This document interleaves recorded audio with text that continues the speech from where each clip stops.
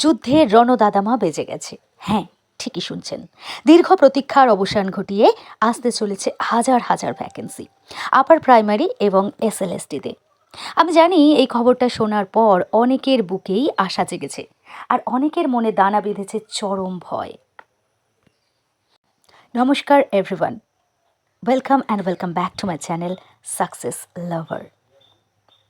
আজ এই মঞ্চ থেকে দাঁড়িয়ে একজন স্কুল শিক্ষিকা এবং প্রাইভেট টিউটর হিসেবে নিজের অভিজ্ঞতা দিয়ে আপনাদের বুক ঠুকে বলছি, হ্যাঁ, আপনিই পারবেন। বয়স কোনো বাধা নয়, পড়াশোনার গ্যাপ কোনো দেওয়াল নয়।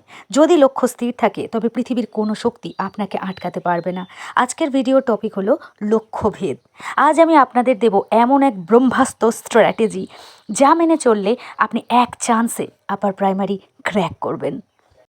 তাই আর এক সেকেন্ডও সময় নষ্ট না করে এক্ষুনি ভিডিওটাতে একটা লাইক করে দিন, চ্যানেলটা সাবস্ক্রাইব করুন আর বন্ধুদের সাথে শেয়ার করে দিন। এবার আসি আমাদের মূল রণনীতি বা স্ট্র্যাটেজিতে। পড়াশোনা থেকে বহু বছর দূরে থাকার পরও কিভাবে আপনি এক চান্সে পরীক্ষা ক্র্যাক করবেন, তার 4টি মূল মন্ত্র আজ আমি আপনাদের দিচ্ছি। প্রথম, সিলেবাসের এক্সরে। ইয়েস, প্রথমেই পুরনো সব চিন্তা মাথা থেকে ঝেড়ে করে ফেলে দিন। পশ্চিমবঙ্গে আপার প্রাইমারি টেটের অফিসিয়াল যে সিলেবাসটা আছে সেটাকে প্রিন্ট আউট করে নিজের পড়ার টেবিলের সামনে ঝুলিয়ে দিন। Child development, CDP, language paper এবং আপনার নিজস্ব সাবজেক্ট কোনটায় কত নাম্বার আছে তা একদম ঠোঁটস্থ করে ফেলুন। যুদ্ধ জয়ের প্রথম নিয়ম হলো শত্রুকে ভালো করে চেনা, অর্থাৎ সিলেবাসকে সম্পূর্ণরূপে চিনতে হবে।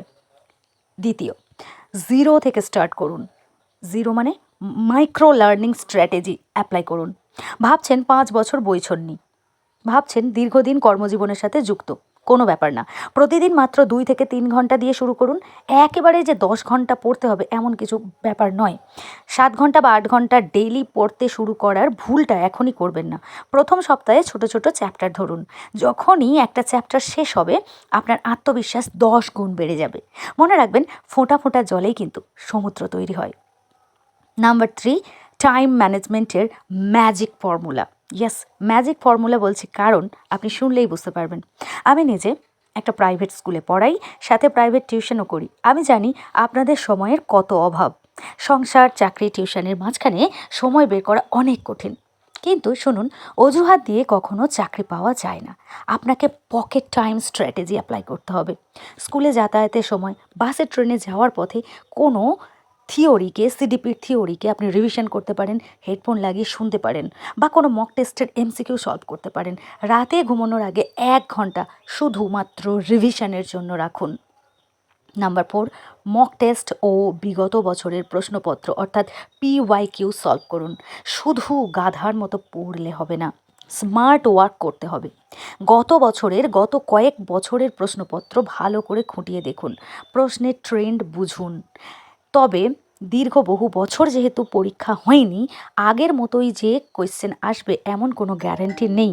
প্রশ্নপত্রের লেভেল কিন্তু অনেকটা হার্ড হবে এইবার, তাই যথেষ্ট ভালো প্রস্তুতি নেওয়া খুব প্রয়োজন। আর সেই জন্যই সপ্তাহে অন্তত একটা করে মক টেস্ট দেওয়া শুরু করুন। ভুল যেখানে হচ্ছে সেটা খাতায় নোট করুন। বন্ধুরা, ভ্যাকান্সি যখন আসবে তখন লাখ লাখ ছেলে মেয়ে ফর্ম ফিল আপ করবে, কিন্তু সিটটা আপনিই পাবেন। কেন জানেন? কারণ আপনার লড়াইয়ের পেছনে একটা কারণ আছে, একটা জেদ আছে। যারা আপনাকে দেখে হেসেছিল, যারা বলেছিল ওরে ওসব চাকরি বাকরির আশা ছেড়ে দে, তোর দ্বারা আর কিচ্ছু হবে না, তাদের মুখে জবাব দেওয়ার সময় এসে গেছে।